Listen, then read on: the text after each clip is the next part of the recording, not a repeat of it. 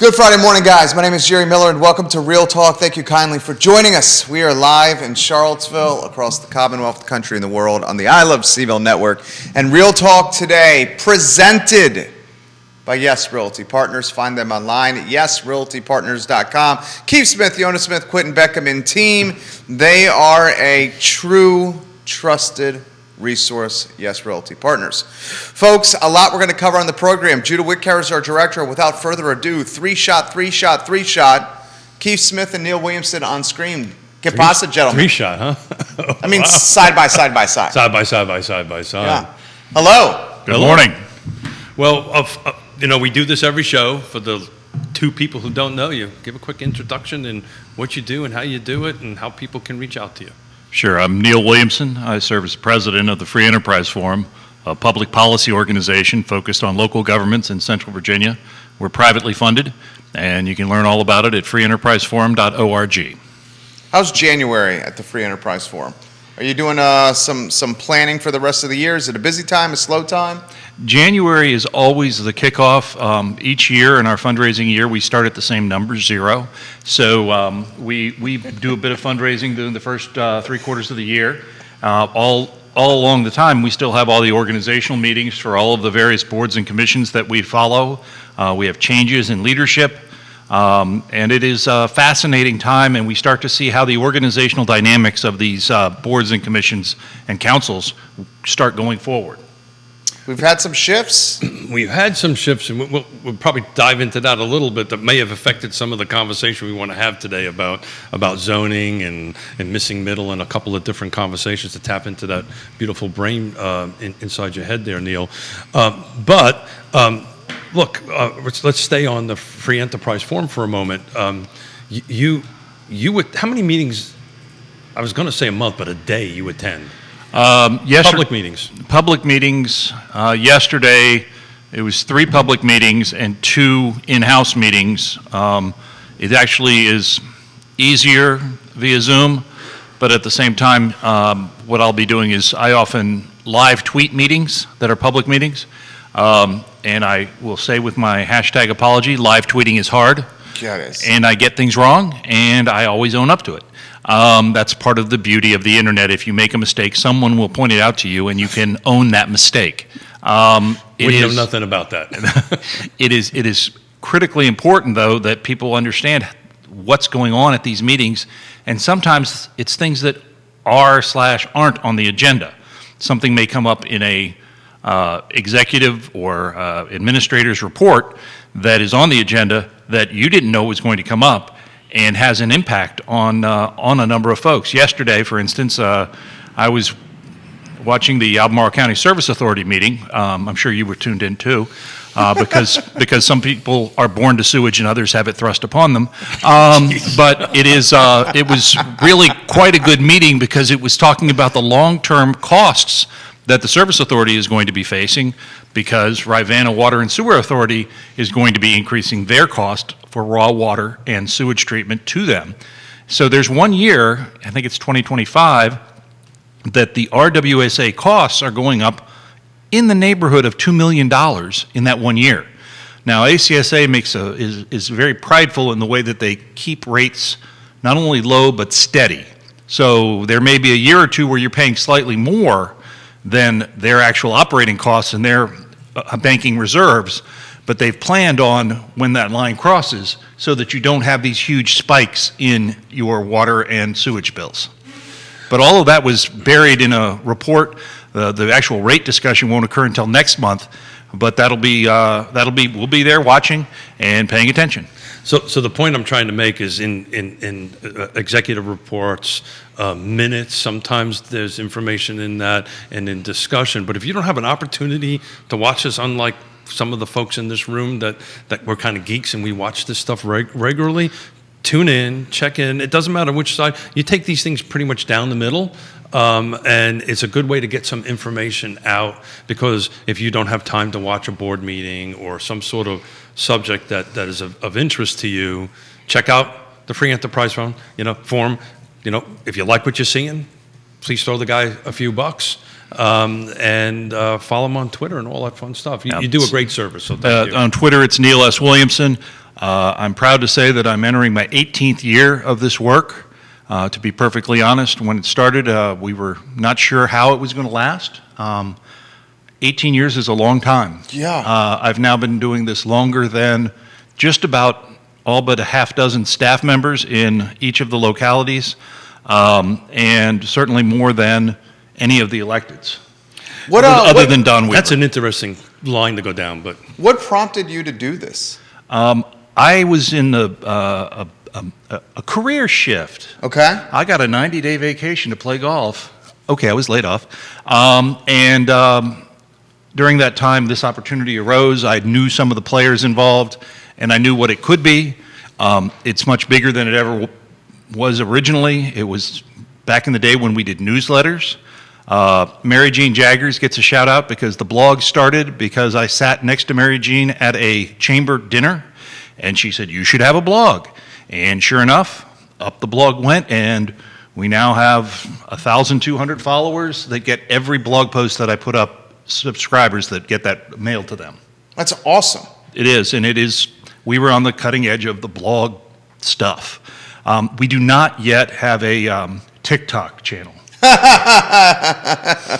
Neil Williamson. well, no, I don't know. I think that's a good future for you.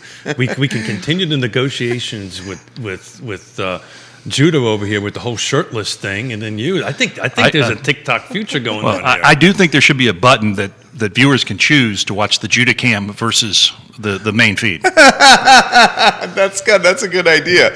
And you have young kids that can help you with the TikTok. My children are grown adults, 24 and 28, and they are both much smarter than me. One play college football, even Mary. Yes. All right, so let's get to some nitty gritty. What storylines have most intrigued you so far? Now that we're halfway through January. I've been intrigued. Last time I was on, we were talking about Fluvanna and their decisions and discussions revolving how many people represent them on the board. That led to some research and some discussions while I was convalescing from surgery to determine that I believe Albemarle County went to 6 members of a board in 1934. You put a map on your Twitter account. Dude, I swear, I follow your account religiously. I follow your colleague Sean's religiously and a couple of other folks. But you put a map from decades ago, and you alluded, is it time for another either district or at-large supervisor? Well, is it time for a new committee or the DISC committee? To Well, get set up? that's a different question. The first question, which you only get to decide every 10 years, Exactly. in time with the decennial census, Allison Rabel from the Daily Progress tweeted something yesterday focusing on the population growth in Crozet that I think was about 25% in the 10-year time frame. It is a fascinating where growth happens, and the goal of magisterial districts, one of the goals is to be generally equal Right. in population. So you may have a larger geographic footprint because you're trying to equalize population. So we said one of the county conditions that we discovered as we looked at this was that the county wishes to stay at 6 members. I question that. Why? What is the benefit to 6 members instead of 5 or 7? And I referenced... So what's the detriment to it? Right, what's the detriment? Well, that's what he's alluding to. And the idea, there are many in the community that believe an odd-numbered board, which the majority of boards in the Commonwealth of Virginia are odd-numbered, would actually be more progressive, because you need to get 4 votes on a 7-member board to get anything happening, but you also need to get 4 votes on a 6-member board to get the anything math's to the happen. same. The math is the same, but Exactly. except you have one more to get. You have one more opportunity. So I referenced a book that I provided to Judah called Think Again by Adam Grant, which asks you to question, not just receive information with an open mind, but have an open mind about your own positions. So I encourage folks Monday night, I think it's a 7 p.m. meeting. You can find it on albemarle.org. Albemarle is going to be having a public input session. They're going to give probably a 20 or 30 minute presentation, and then they want to hear what you think. If you live in Albemarle, do you think you're well represented? Do you think a 7th supervisor would be a good idea? Do you think we should have 7 districts? Should the 7th supervisor be elected at large? I don't think politically that'll ever happen. No. Because that's going to create the feeling of a supervisor. Yeah, mayor, supervisor. But Greene County has it now, and it doesn't really matter. Well, I sent him, and Keith, you jump in. The tweet that Neil sent on his account, I just forwarded to Judah. So this map we're about to have on screen, he'll give us the thumbs up. So this map, and I'm referencing your tweet now, 1875 Albemarle County map showing 6 different magisterial districts. Is it time for a 7th supervisor? So where would that additional district be shaved from or be created from? Well, I would anticipate one of the things that Albemarle has as their county conditions is every magisterial district holds a portion of the development area as well as a portion of the rural area. I actually think that's a pretty good idea. But that being said, right now, the way the districts are drawn, if you were running, say in the... It's on screen now. Great. If you were running, say you were running in the Scottsville, or actually in the Scottsville district, if you win the development area, it doesn't matter what you do elsewhere. And that's just the math. And that's true in every magisterial district right now.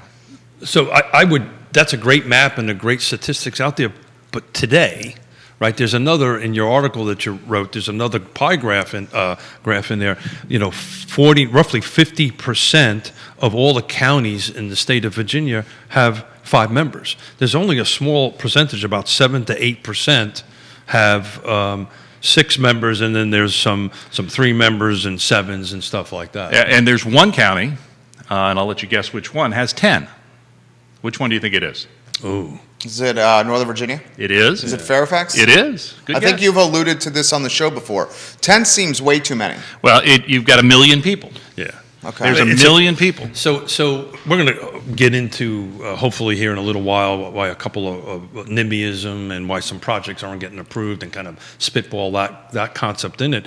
But at the end of the day, all this stuff is numbers, right? It should be anyway. All this stuff is numbers and demographics and where folks are. But what I'd like to take a dive into, okay, Fulvana County stayed at 5, right?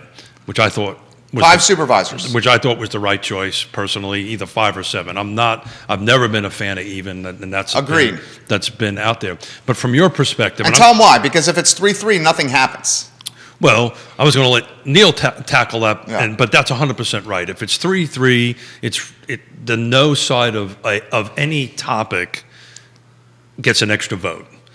Now, the argument, as Neil pointed out, well, then you should work harder for it. You've got to do it. But, look, the math is the math. You still got to get the 4 on either side. And one of the things I want to take a bit of a dive into, the conversations I've been doing this for 3.5 decades, probably as long as you have. And the feedback of why I like 6 is mostly wrapped around land use. 6? Excuse me, 6, I apologize. 6, why I like 6. Why you like 6 or 5? 5? No. Why a supervisor says, or an elected official says, I like 6.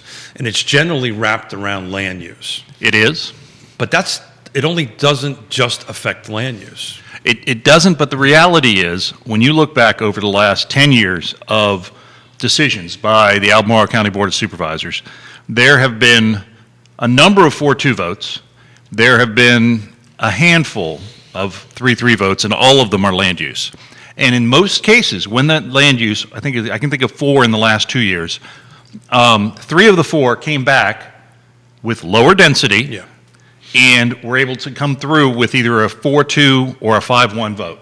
And often, it is the person whose district it is that votes against it, Yeah.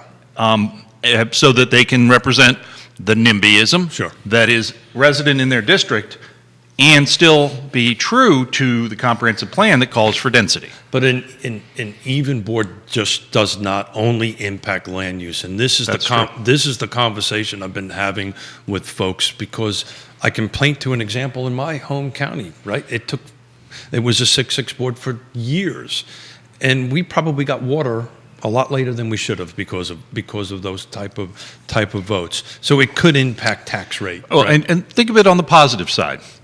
Gary O'Connell was a city manager in Charlottesville for, I think, a dozen years. And there was a road that I drove on today that used to be called the Meadow Creek Parkway. And every time there was any decision, even a rock color on the bridge, he took it to council, and there was a 3-2 vote. That meant it went forward. if it had been a 6-member council. It would have been even. It could have been a 3-3 vote, and it could have not failed. You get an extra point because the even boards and commissions favor the status quo, period. So we have comments coming in. We'll get to these comments, guys, on Twitter and on Facebook coming in. I want to get to Supervisor McKeel's comment a week ago today in that chair on Keith's show about designated growth area expansion. Supervisor McKeel said on the record that she heard and she referenced you, literally referenced you by name. And I think somebody said, who? On the show, literally on the show, referenced him by name. Said, Neil, we hear you, but there are also many and I'm paraphrasing, but paraphrasing accurately, many shopping centers in the designated growth area that are ghost towns and sitting empty, and we need to do something with those first before we expand the designated growth area. So I think it's only fair for you to get a chance to respond to her referencing you last week on this show. Well, first and foremost, I appreciate Diantha's thoughtful consideration. That being said, one of the things that I've watched supervisors over the years wrestle with is getting rid of commercially zoned land. If you could create a mixed-use situation that was saleable in the market, that would be one thing. But getting rid of that land and converting it to residential, if you look at the pocketbook for the locality, generally speaking, the commercial land produces more revenue. Sure. So if you have less than 5% of your land mass dedicated to commercial and residential activity, and you continue to shrink that by various decisions, why not expand the development area? You have enough water to do it. It would be infrastructure costs, but I firmly believe that an expansion of the development area, a significant expansion, would increase supply and mitigate some of the land prices we're seeing now. So I'm going to take Diantha's position a little bit on this just for the sake of a talk Sure. show here. I don't think that she was insinuating removing all the commercial. I think the conversation was wrapped around mixed use, redevelopment, Yes, it was. taking these fashion scare mall The ghost towns. and go ahead and redevelop this so that you have this mixed use and you have this live, work, play concept and all that stuff where you will be able to get the commercial revenue and hopefully provide some affordable housing and housing for all and that end of it. So I think their thinking, for what it's worth, is we've got to figure out a way to approve what's in our growth areas first. But that's not what's happening. Right. And that's the problem here. And the reality is, recently, near Jerry's house, they approved a development that was 1 unit per acre You're in talking the Breezy development Hill. area. 1 unit. When they started, I believe it was 2.8 units. It was per- Charlie Armstrong. And that is, you can cry about the commercial area eating up unused development area. Meanwhile, you've got how many thousands of houses? Oh, wait a minute, I calculated it. Didn't I do a report called density denied, density deferred? Density It's deferred, in this density file, denied. by the way. Yeah, it's amazing to me the thousands of units that have been lost because Well, let's of NIMBYism. let's talk about this, right? Because this is the topic I kind of wanted to go down the road today. So, my home county recent project didn't get approved, right? What happens to that project now? Well, that's what I want to talk about. So there may be some people on the side of the fence that think nothing's going to happen. That's not what's going to happen. Well, folks. you should identify the project first. Sure. So Just broad strokes. yeah, so it was Village Gardens. It was roughly 100 some odd acres. I didn't bring all the particulars with me, but it's within Fluvanna County's growth area. Right outside Lake Monticello. It's actually adjoins Lake Monticello. It has central water and sewer. It meets all the comp plan requirements. So if those who are new to this and listening, comp plans is the visionary plan that a jurisdiction says this is what we want here, and the developer went and did this through here. And I'm not pointing fingers. Was it a good project or bad project? This is simple math, folks. So what's going to happen with this project? It will go by right. Which means what? Thank you very much. Thank you. Did we plan this? No. By right means that in the zoning ordinance, in this particular case, Fluvanna County, under A1, cluster developments are allowed. So that 100 acres will produce plus or minus somewhere around 60 homes. There will be 60 homes built on this land. But it could have been, or what they were asking for. So their proposed density was I wrote the numbers down just to make sure I got it right. Was 2.9 acres, residential units per acres. The comp plan said you can go between 4 and 8, so they weren't even there. What's most important to understand about this, that we could have put this 250 or whatever number of units over there on that 100 acres, and it would have been compact. What will happen now is they will daisy chain. This will happen. The market will do this, and I've got data to prove it. So look, this is not emotional, this is not another, this is just math, and this is how this works. So this unit will be 60. There's an adjoining piece of property will be another 60. Adjoining parcel will be another 50. And these things will daisy chain and get together. And because this one project got shot down, I did the math, it will eat up eventually, and it's going to happen, 700 acres of rural residential property in Fluvanna County. It will have these number of homes that were supposed to be in 100 acres is now going to be spread throughout 700 acres. Okay, so the cause and effect of that, let's take it a step further. Yeah, so that's... You're shrinking the potential growth area. You're shrinking the opportunity costs. You're impacting the opportunity costs of housing. No. What you're doing is you are not following the comp plan. What has been community vetted for the comp plan of placing housing closer to services, reducing governmental costs to deliver those services. No, what's actually going to happen, the growth area in Fluvanna County will grow. It will grow. It just will not be... As dense. No, it will be as dense. It's just bigger, right? So you will get the same number of units that were in a designated growth area. That's just going to grow. So if you think there isn't going to be 250 new homes built around Lake Monticello in the next 3 to 5... I think what you're saying is a little different. You're not saying the designated growth area is going to grow.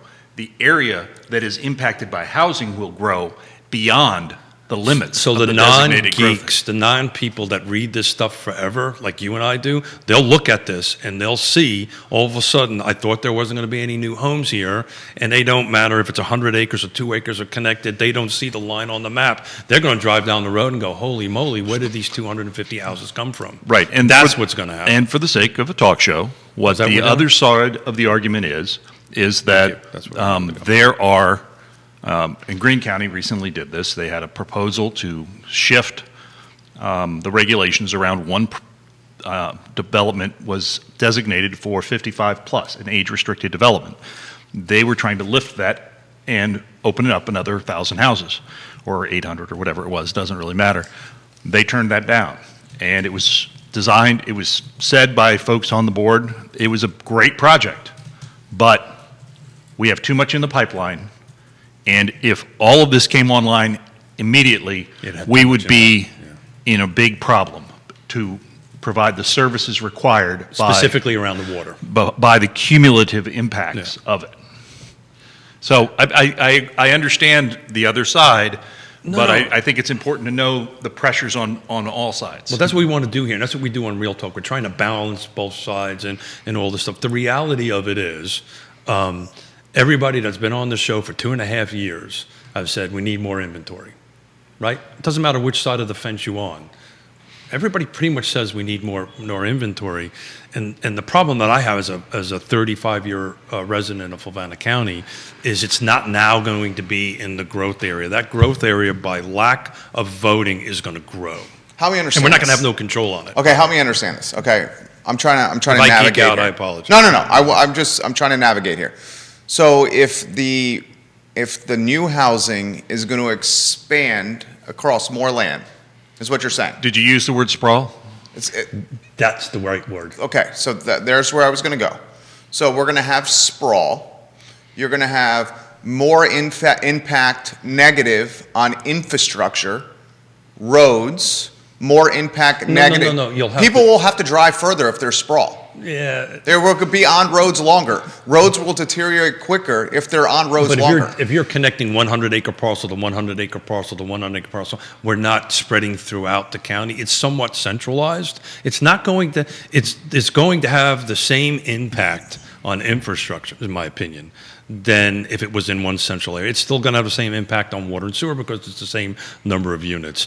Will it be hooked up to central Yes. water and sewer? Okay, Yes. that's a different animal Yes. than a large 21-acre parcel Yes. on well and septic. Okay, so another follow-up question I have for you guys. If you have sprawl, and that sprawl is not super dense sprawl, isn't the opportunity cost of that long-term less housing in Fluvanna? Because it's taking up more grass and land? You want to take that one? Sure. I firmly believe that the market will absorb. We need a tapestry of products. We need to have 2-over-2 townhouses. We need to have straight-up townhouses. We need to have condos. We need to have single-family residential. We need to have townhouses. All of those things we need to have a balanced market. The other thing that I think... And what does everybody want? Everybody wants a balanced market. Most people want a balanced market. Interestingly, I read a tweet the other day that made me think of this show, and it was a conversation that Judah and Jerry were having regarding their first homes and never selling your first home. And the tweet was kind of like, isn't that kind of selfish? Because doesn't that not open up the opportunity for first-time home buyer that you had because somebody sold that home? And I thought that was an interesting dilemma.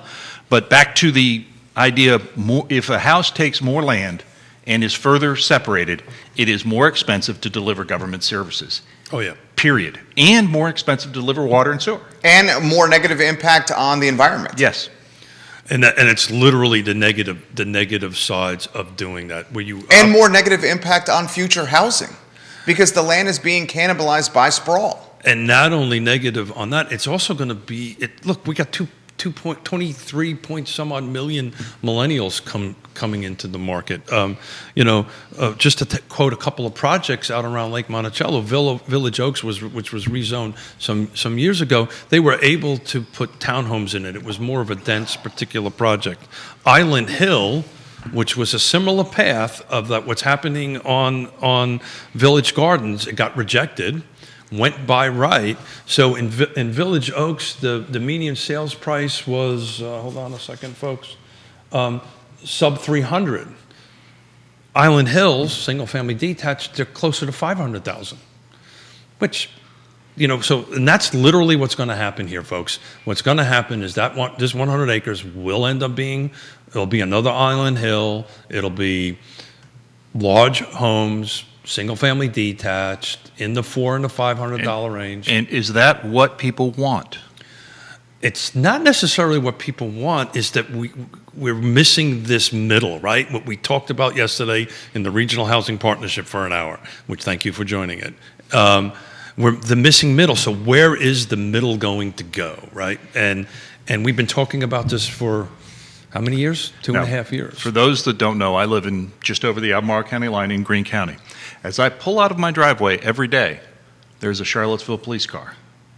First responders are not living in our community. Teachers, nurses, yeah. firefighters, they're not living in because they can't afford to. And many aren't even living right over the county line or the city line. Many are living in Waynesboro, Shenandoah Valley. I happened to have the opportunity to talk to a lot of people while I was laid up in the hospital. Most of them were commuting over the mountain. Right, and then we realized why we have a shortage of police officers, for example, in the Charlottesville Police Department. So you're paid very little, not very little, but you're not paid a fair wage. You risk your life, and then you have to commute 45 minutes each way to get to your house and your family. So that's the negative, right? So as these homes are being produced at a certain price point, and God bless them, they're going to. This is what the market wants, and they're going to produce these homes, and we're going to eat up. And this is the reason I wanted to have this conversation about my home county. These number of units will be built. They're just going to be daisy chained, and it will eat up a ton of land. The market isn't going anywhere, folks. The buyers out there is not going anywhere for the next. But they are going somewhere. If you No, don't no, I'm offer talking the, about the physical buyer himself. right, the physical buyer himself, the question is, He's basically saying they're looking for houses, but he's saying they are going somewhere. They're going further away That's from the exactly city. right. That's exactly right. and for instance, I looked at a project yesterday, someone had tweeted out, that had 2 over 2 townhouses. And It's the one in Crozet, right? the one in Crozet that Nicole Scrow actually Scrow, tweeted that. right. And I believe Craig Builders was doing that project. But that's a project, that's a model that is underrepresented in our market. Well, and she alluded to if that was green lighted or given some more opportunity, that Craig would go super deep down that rabbit hole. I read that tweet as well. I will tell you that. Because Craig's got the money to do it. Well, beyond that, and this is a little bit off topic, but when there was this time of great unpleasantness, Craig Builders was nimble enough to change some of the product they were delivering. Oh, for sure. And that made a difference in their performance over that time of great unpleasantness. Keith, you want to jump in on this, or we get to comments? Well, let's get to comments, but before we get to comments, I just want to put this dollar amount and this buyer profile, this missing middle we're missing, into a little bit of context, right? So the Lake Monticello right now, we've got 13 homes on the market, right?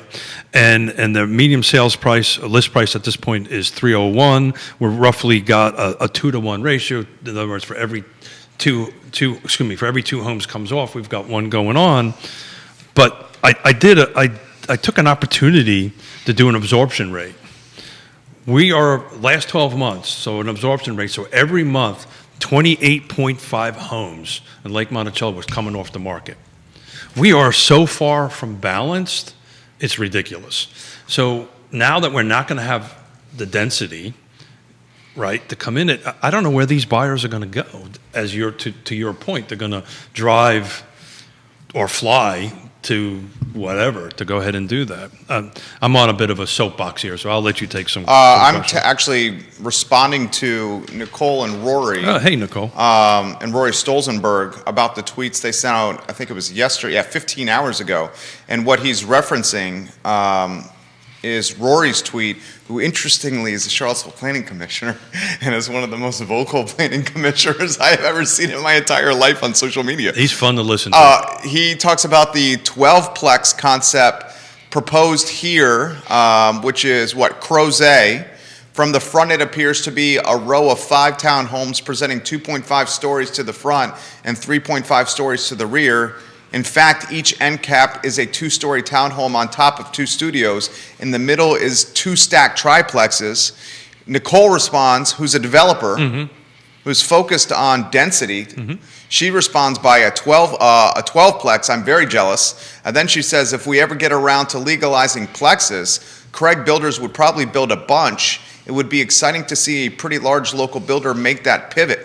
Well, it would be also, if you take the chance to read Density Deferred, Density Denied, Ms. Scrow's Project 990 Rio is one of the case studies we used, and she came forward with a innovative program that was going to be small houses, not tiny houses, but small houses, and it got shot down, and they ended up coming back with a more traditional model that the neighbors of Dunlora still didn't like, but ended up winning approval.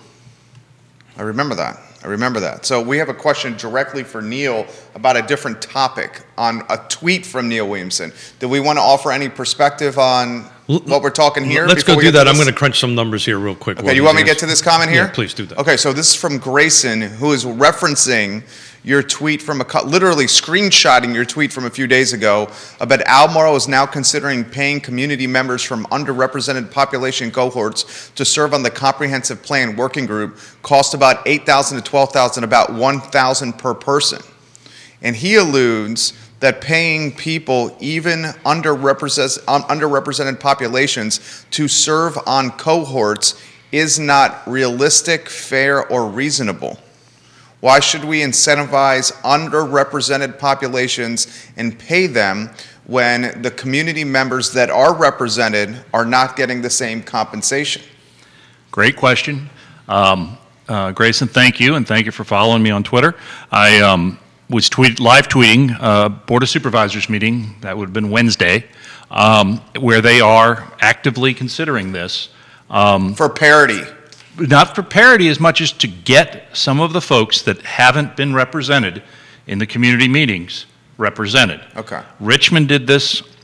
First, they came out with a plan, the Richmond 300 plan, I think it's called, and they had no compensation. They didn't get the representation they wanted. They added the compensation, and they had more diversity in the group that provided the information they wanted to get. They wanted feedback from underrepresented groups, and they paid for it. Is that the right thing to do? That's an open question. I haven't heard a lot of people talking about it. There's frankly. a lot of pitfalls of that. Sure. You have people that there are people in this community that have dedicated significant portions of their lives to following local government, beyond me, where I get paid to do this. But there are citizens of all different philosophical stripes that follow this stuff closely. Right. And they will be locked out of this because they are generally represented. So how do you, and that's really was the conversation at the board. Characterize underrepresented compensation. Well, the idea is these folks will have some costs associated with participating. And the staff is like, hey, if you want to do this, we can do this. And they said, we don't know when we'll have the meetings. We need to talk to the cohort that comes together and see when they can. It may prove to be that they're virtual meetings, but it may prove to be in-person lunch works because they don't have childcare costs. I mean, it's a huge question of How do you balance that, though? That's a good question. How do you balance it? How do you balance that? Because for the sake of a talk show, I'm going to take the opposite side of it, right? In any reading you ever do about NIMBYism and all that stuff, the people that tend to show up look like me, right? They look like me. They're retired, typically, and they show up in force. And what we're talking about is how do we get the other side to participate, because they're busy working. They're busy taking care of their children, running to soccer games, or doing that whatever. stuff. I mean, or life running is businesses, busy. or Sure. whatever it is. So the first thing is follow you. That's the first thing, because you'll get information from it. The second thing, I'm not so sure I'm in favor of paying for it. It just doesn't feel right. And does the opinion that comes forth from the paid Or skewed. underrepresented Yeah. overrepresent on when they're discussing the issue? Yeah. It's an open question. I don't have an answer. So you've been doing this a long time. I've been doing this for decades. It's always a struggle. We talk about it on the show all the time. It's always a struggle to get the opposing opinion out to these meetings. Well, he's said many times, and he really opened my eyes. How does the person who is not living in the apartment fight to live in the apartment in the designated growth area when they don't have a place to live yet in the designated growth area? That's exactly right. That it is very difficult for the new resident Who's not here to attend a meeting here. Right. I don't care if you're on Zoom or not. You're not here. Right. And that really opened up my eyes there. How about this from Ray Cadet? Well, anything you want to add on that? Yeah, I'm going to go down to the HOA side of it, and their participation in this, which is going to open up a whole can of worms. So let's see what Ray has to say first. Paul Hendricks. Love you, Paul Hendricks. You're a hell of a squash player, Paul Hendricks. As an underrepresented person, Paul speaking as himself, as an underrepresented person, it does not feel right to me. Yeah. That's from Paul Hendricks. Offer more perspective on that, Paul, if you could. Paul's a very smart man. Ray Cadell, I have made my long career handling approximately 80% first-time home buyers. Yeah. Housing prices and income have not risen at anywhere near a similar rate in greater Charlottesville. We are never going to meet the needs fully of affordable housing. The best we can hope for, I believe, is to focus on workforce housing. Everybody can't own a house, never have been able to. We got to stop focusing on this. But you're not even increasing the rental units either. No, but I want to be fair, because Ray does a fair amount of property management as well, and he is absolutely correct. And back when I started in this gig almost 20 years ago, there was this feeling everybody should own a home. That has shifted. There are folks that shouldn't be homeowners for a variety of reasons. And some But they should have a home to live in. they need shelter. There you go. That's a different issue. than the home piece. And I will give kudos to Housing Albemarle, has focused some energy, which it hadn't in the previous iteration, on rental housing. Rental housing is a key component to the affordable housing picture in any community. Well, so we just talked about some of these numbers of these by right subdivisions out in my jurisdiction, right? Guess what's going up on the rents?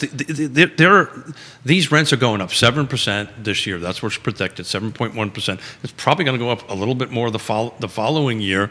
They get stuck in this rut that they can't even move out of it. So if they're staying in a rental unit, they're paying more money. They're paying off. How much has real estate increased in value over that same time frame? You've got a 7% rental increase. What was the increase in value? Double Well, that. Not quite double. So these landlords are actually Double not digits. passing all of the property increase and tax increase. Well, it depends on where you're at. Depending on where you're at. But Neil, I'm a big believer in folks that say, I rent so I don't pay property taxes. That's BS. That You is do. BS. You pay it. You just pay somebody else to pay it. Right. You know, you pay it. That's the reason it's going up 7% because there are HOA fees and And taxes. some contracts actually have that written into them. That's correct. That's exactly right. That's mainly commercial, though. Yeah, mainly commercial. Mainly commercial. More folks are finding, so this is why you do what you do. Multiple people are putting on the feed right now, paying people to serve on boards is not right. No. Well, let's be clear. There's a difference between board of supervisor, Right. and there's a difference between, Planning commissioners get paid. they get paid $500. Yeah. And get paid nothing. This is, we're talking $1,000 for a year. Yeah. So it's not a lot of money. So you're generally talking like speaking. $80 a month. Yeah, for 2 meetings a month. And let's say the meetings last 4 hours in total, and you have probably 2 hours of work on it. So below minimum wage, you're Yeah, talking. I mean, again, I want to make certain that I scale this. Maybe Mrs. I don't think Smith- she's going to allow you to do that. Don't Maybe go down Mrs. that Smith road. won't let me stay on all my boards. There may be some income coming in here. I'll tell you what, I would be in favor of one. Who won? Is she watching? Yeah. always Look at this, honey. I watching. can make money. Yonna, you have my sympathy. $7 an hour, Yonna. Don't let them Well, how do much it. do you think I work for now? But that's a pay raise. Look, I think a solution to that might be, that's somebody who sits on multiple boards and commissions, and I do a lot of meetings, as Neil knows well, and I'm traveling from Fluvanna County, pay for my transportation costs, right, have a per diem.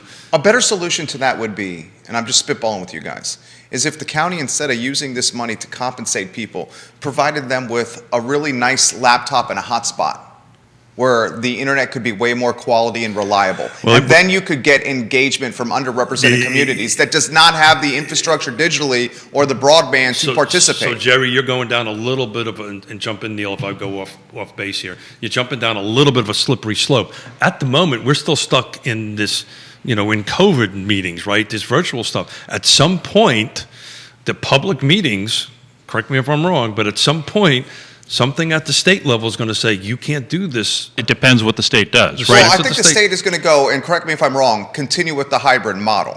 What's going to Maybe happen? What's going to happen? There's legislation, several pieces of legislation moving forward right now that would allow you to continue with the hybrid model. Yeah. But right now, the law is the members of the body Have to be in must person. be in person. Yeah. And I posted a blog post this week that talked about the Board of Supervisors being very adamant that they're getting great participation in their CACs, their community advisory committees, via Zoom. You got a couple watching. Yeah. So I want to back up for a second. Sure. I want to make sure I understand what we're talking about here, because I may have missed it when I was crunching numbers here.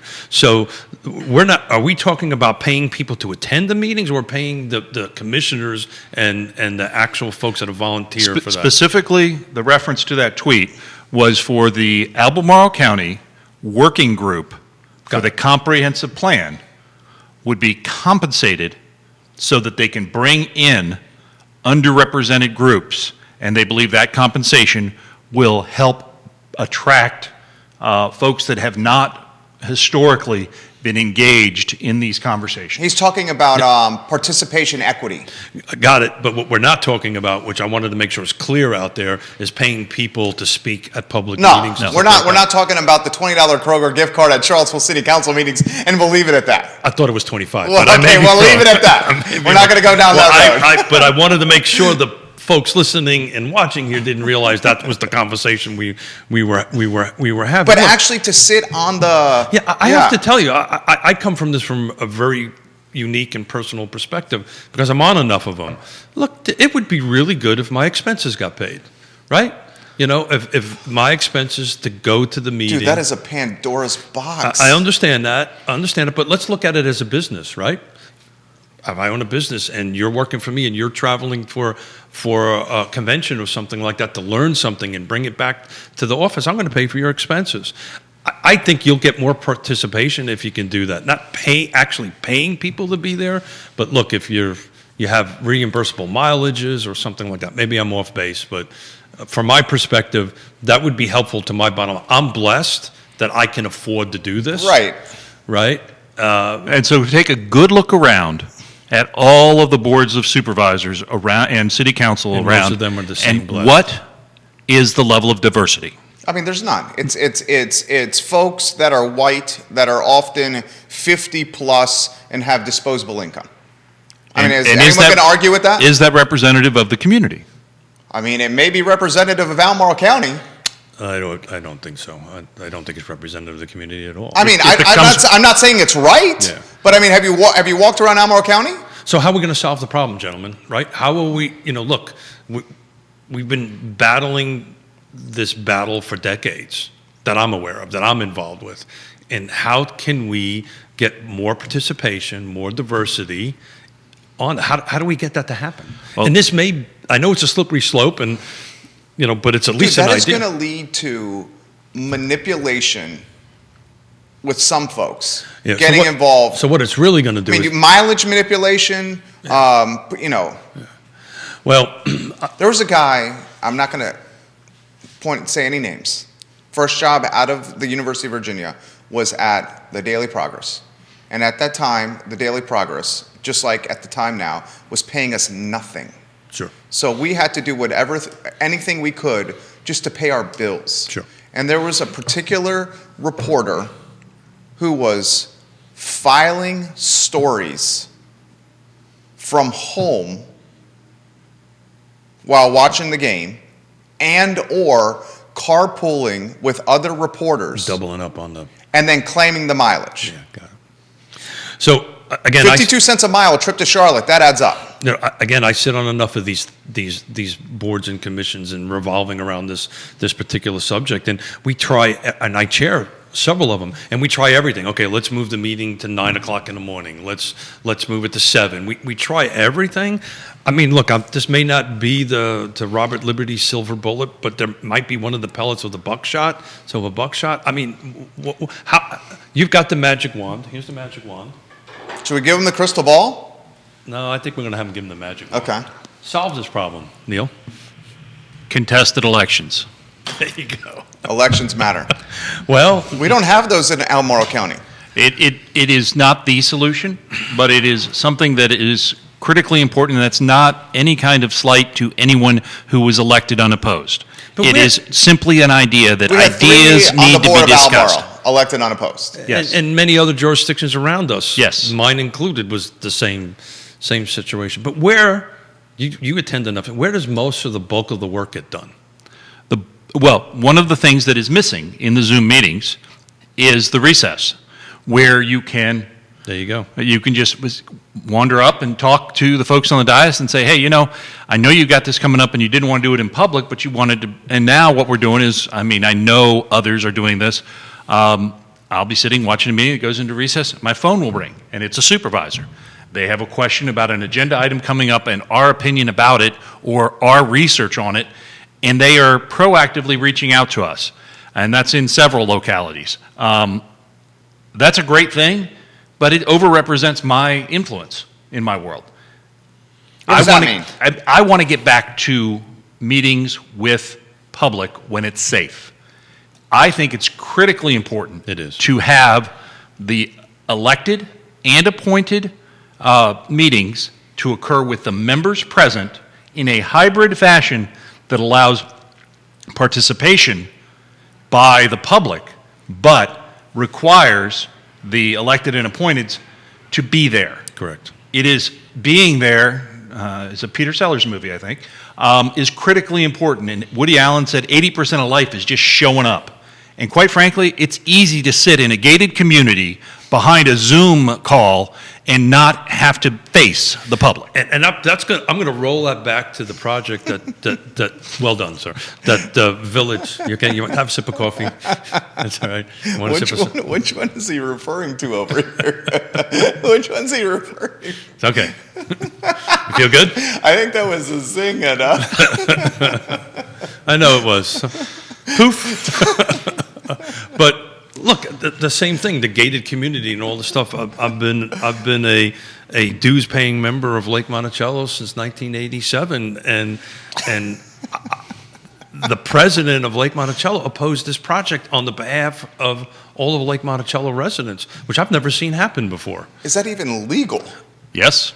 The president of, okay, I'm going to ask a question. Yeah. The president of the Lake Monticello Homeowners Association can say, I'm representing the homeowners at Lake Monticello? Because in his defense, they took a motion, Right. they took a vote, they took a motion, they went ahead and did that. It's just never been done before. How many people have participated in that? At least Lake Monticello, anyway. Yeah, well, but I just want to suggest that the Forest Lakes Homeowners Association might have a leg up on that. Yeah. Was it the association or was it a particular group within It was the association that utilized a dues increase to finance opposing Consultants. And Scott consultants. Elliff, he's referencing in RST. Yeah, and I don't know because I haven't had a chance to make phone calls to people that really specialize this, and Nicole might be able to brush off something on that. I don't know. Typically, it's always been my understanding that with the HOA laws, because I wrote a few of them in my career, you kind of stay within the four corners of your entity, right? You don't To leave the neighborhood. You don't leave the neighborhood is what you're saying. Yeah, correct. So if someone has a project that is adjacent. Okay, I know what. Okay, this man is now going to bring up Breezy Hill over here. This man, I'm starting to read your cards over there, Neil Williamson. He's right. I was talking RST because that was where the HOA came in.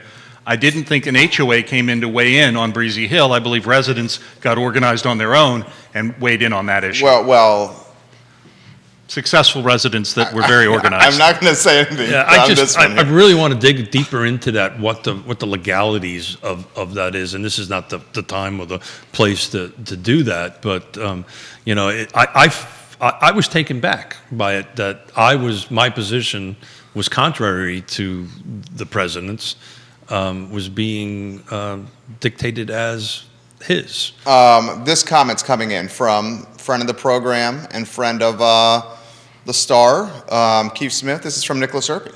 And he loves, the Peter Sellers reference from Neil Williamson. And then he says, I'm with Jerry. I don't believe that expenses are holding people back from joining these boards. It's part of the white culture to convert from a business owner to a member of the community in a political way. But from Hispanics we deal with at 5 o'clock, they're thankful for the job business they have and go home. They want their family time. They're thankful for what they have. He's speaking as a Hispanic. And saying at 5 o'clock, we're ready to go home and be with our family and enjoy dinner together. Nicholas Erpy, Cubano, right there. I just don't see I don't see an $80 a month, nominal payment impacting engagement. Again, I bring this forward as information Right. from This the isn't meeting. you. Yeah. And it is, I encourage you to read the staff report from Wednesday's meeting. If you go to albemarle.org, the cheat sheet way to do it is click on community, click on calendar, and then click down to the meeting date, and you can pull up the agenda that way. You can read the staff report that highlights several other localities that have done this and had some success. I am somewhat ambivalent to it. Yeah, you're not taking a stance. I firmly believe we need to have community engagement. I am a little nervous about paying people to do it, but I also know that when I see pictures of planning specifically, TJPDC had these planning meetings back when we used to meet together. There wasn't a cornucopia, tapestry of ethnicities across the room. This reminds me of, remember, and you brought this to attention as well. Remember on some of these boards or commissions, they were asking the volunteer boards and commissioners to then provide financials? Mm-hmm. You know? Oh yeah, that actually those are coming due at the end of the month. Mm-hmm. And that created a you-know-what storm, because someone who's volunteering their time didn't want to expose on public record fashion what their net worth was and what holdings they had. And three people left the Albemarle County EDA for that reason. We do that. I do that all the time. Plus, you sign non-disclosure agreements, and you sign, disclosure agreements where you disclose what businesses you're part of and organizations you're. This happens every year, and thank you for reminding me. I need to get it done by the end of the month. Thank you. Do. Don't forget. And it's not easy.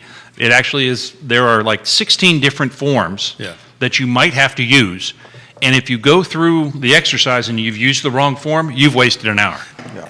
And just to go back to this privilege perspective, I just pick up the phone and call my CPA and say, run this stuff for me, and it's done. But not everybody has that ability to do that. And because you have to do that, you don't participate. I think if they want to drive engagement, they get rid of the barriers to engagement. Yeah, this is like common sense to me, but it's not common sense to make it easier to participate. I will say one of the more challenging meetings I attended in the last 17 years was a comp plan meeting in Charlottesville at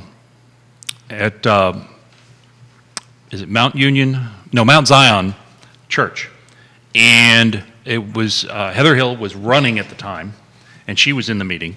And a local developer, Frank Stoner, was one of the presenters. And it was people that I never used to see in planning commission and city council meetings, because they had taken the meeting to them. And it was difficult.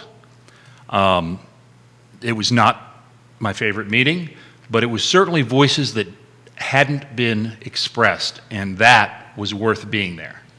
That excited you more than most of anything, just to have other voices in the room. You get educated. Well, the thing of it is, we all don't have the answers. Yeah. More experienced people groupthink, whereby they explain where they're coming from, and sometimes they have more experience on the receiving end. That certainly should impact the decision making.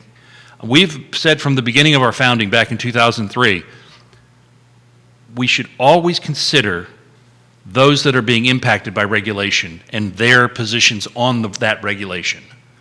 That goes for developers, that goes for affordable housing participants. I mean, we're a community. We should work together to get things done.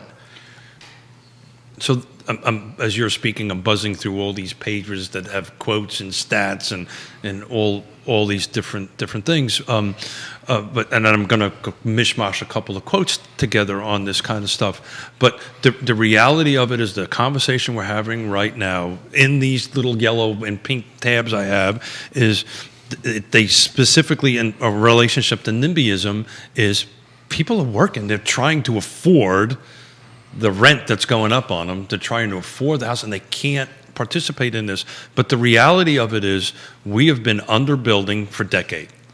It is true. And who has benefited from that? Homeowners. Current homeowners. The wealthy. Did you say voters? I mean, I don't think voters. The voters that are voting, and especially in Albemarle County, actually, I'm choosing my words very carefully. The voters that are voting, especially in Albemarle County, are folks that, for lack of better phrase, look like the people at this table. Not gonna Is anyone going to argue with that? Nobody's going to argue with, at least at this table anyway. I don't think so. I think that they. But how do, look, gentlemen? We've pointed this out numerous times, right? How are we going to fix it? How are we going to turn red tape into green tape? How are we going to, as a Fluvanna County resident, not The easiest way, if you want to fix that problem, and you guys have championed this forever, is expanding the designated growth area. But expanding the designated growth area, and I'm offering both sides of the perspective, does not have the momentum with the folks that vote. And the folks that vote are the people that put the supervisors in office that can determine whether or not the designated growth area is going to be expanded. You have a catch-22. You have a chicken and an egg scenario here. You want to get more affordability, you create more supply, which is going to drive down pricing. But the voters don't want that. So I'm flipping through a white paper. Does anyone disagree with that? I will say that I have seen supervisors vote, and planning commissioners for that matter, vote line item in favor of increased density outside of their district. Yeah, outside of their district, right. Bila Pistol-Kirtley said no to RST. Did she not? Donna Price, how did she vote Breezy Hill? I can't remember. She voted against Breezy Hill. They're voting, and that's probably why they should be. What is the job of an elected official? Is the job of the elected official to represent their district and their constituents? Actually, that's the Or is the job of the elected official to represent the jurisdiction in totality? both. How can you do both? It's not possible to do both. How do you do both? I don't have the answer to that, how to do both, but technically they're elected by their districts. And should they represent their voters in their district before Albemarle County citizens in totality?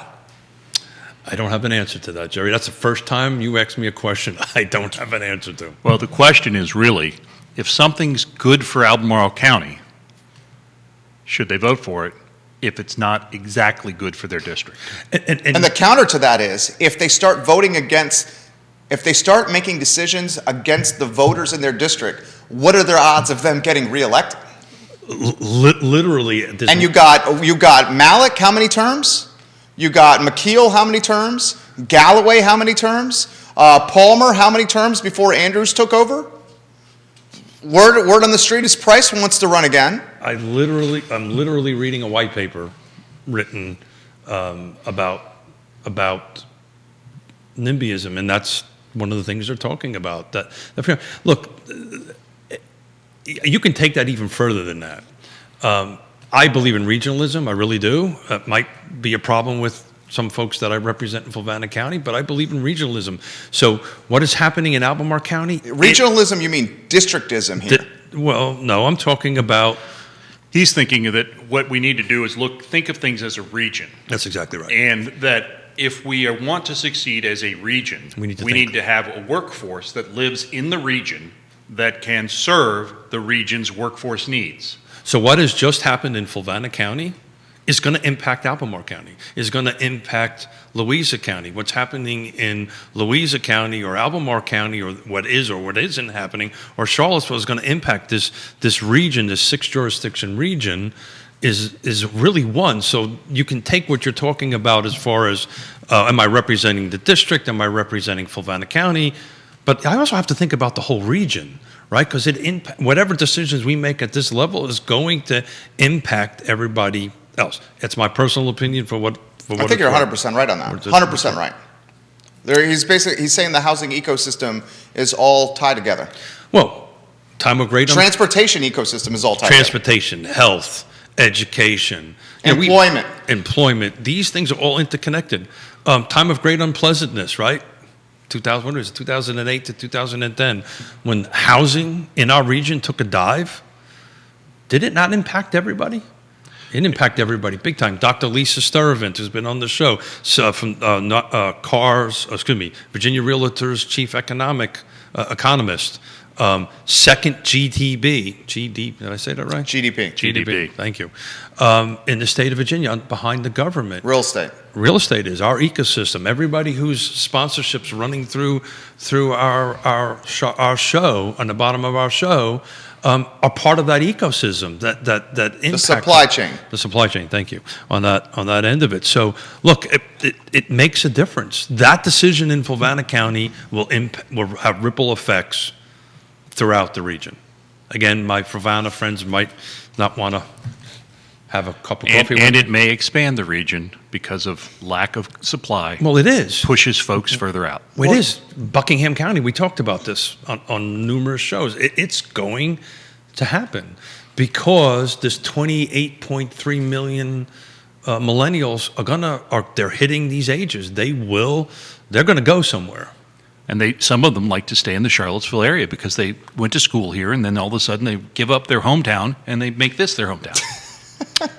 This is my third coffee. I got to calm down a little bit. I think he's talking about me in Williamsburg and Charlottesville. I love Neil Williamson on this program so much, in the humor. I got a hard stop at 11:30. We have 6 minutes. I know, 5.5 minutes. Dude, you would be surprised to see how many people had literally no idea about this pay to participate topic. Yeah. And this is a direct result of why you live tweet these meetings. Because that little tidbit was not in any news. It was only on Williamson's Twitter feed. And? Real talk. Real talk. There you go. Thank you, Neil. Thank you for doing Well, that. it is, I will say that's why you go to the meetings. And if you can't, you follow you. And we go to the meetings so you don't have to. So this one's come in. Kelsey, we love when you watch the program. And Catherine Dabney, hello. Nick Hill, hello. What does the guest think of the council change in dynamics and how it's going to impact the city and real estate? Boy, with 6 minutes left, that's an easy question. Well, I'll get up at 11:30. You guys can keep on going.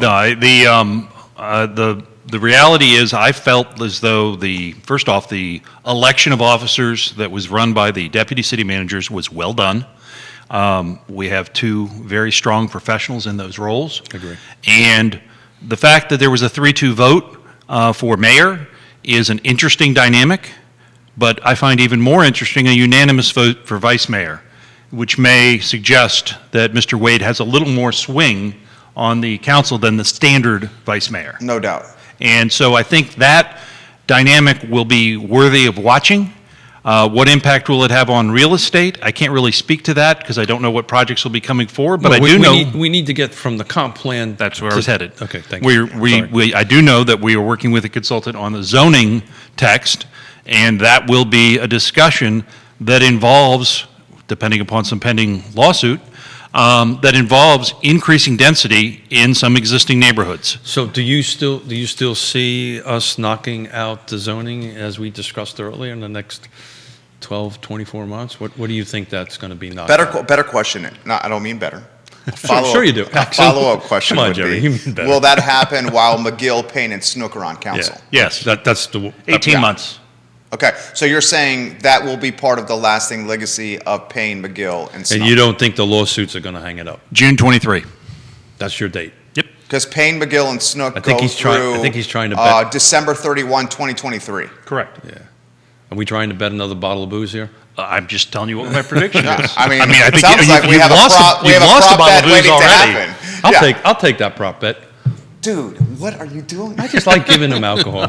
What are you doing? Do not take this prop bet. All right, did you just bet that? Yeah, sure. Mine's on or before June 23. Yeah, Why don't you take it all the way to December 31? He's giving you December 31. No. I took that back. Okay. He threw out June 23rd. I'll take June 1923. Okay. Then we're saying June bet? 19th, 2023. Sure. Same bet? Same bet. Good. Bottle of bourbon over there. God, I'm in. And you're saying no way it happens. No way it's happened, but I'll tell you what it's really about is when Neil Williamson sends me a text and say, I'm moving some brush around and I'm sipping on your bourbon was well worth it. Yeah, I did have to move 3 truckloads of brush from the previous storm, and afterwards I did text Keith and say I finally cracked that bourbon, and damn, it's good. So Is did that you do how it you rubbed it in? That was you- gloating? did you- That was gloating. That wasn't gloating. I was very That was happy gloating. No, it wasn't. I'm interpreting that very different than gloating. I was interpreting that. Neil, was that gloating? That was a thank you. It was a humble brag. It's a humble brag. It was my hearing aids heard thank you. For the Oh, bottle of- God, I love Neil. So So did you do that before you started? No. No. Okay. We have 60 seconds left, and this man deserves significant props and plugs for Free Enterprise Forum. How do we donate? How do we get more engaged? FreeEnterpriseForum.org. Click on it. You'll be redirected to FreeEnterpriseForum.wordpress.com. there's a donate button. I need financial support to make this continue to happen. Every year I start at zero. I'm happy to report that we are above zero now, this many days into the year, but I need your financial support. Donate today. It's easy. This guy's fantastic. Well, you know, Fantastic. any opportunity to sit down and talk to you either virtually or in person or attending any meeting, he's always, we joke around with each other, but he's always kind and thoughtful to me. So thank you. I want to say that in front of it. You even though when I might come out and say something that you go, Smith, did you really say that? You handle it very well in a public environment. So All thank good. you. Appreciate the opportunity to be here. Neil Williamson, Keith Smith. My name is Jerry Miller. Judah Wickhauer is our director. This is Real Talk, presented by Yes Realty Partners, and we're on time.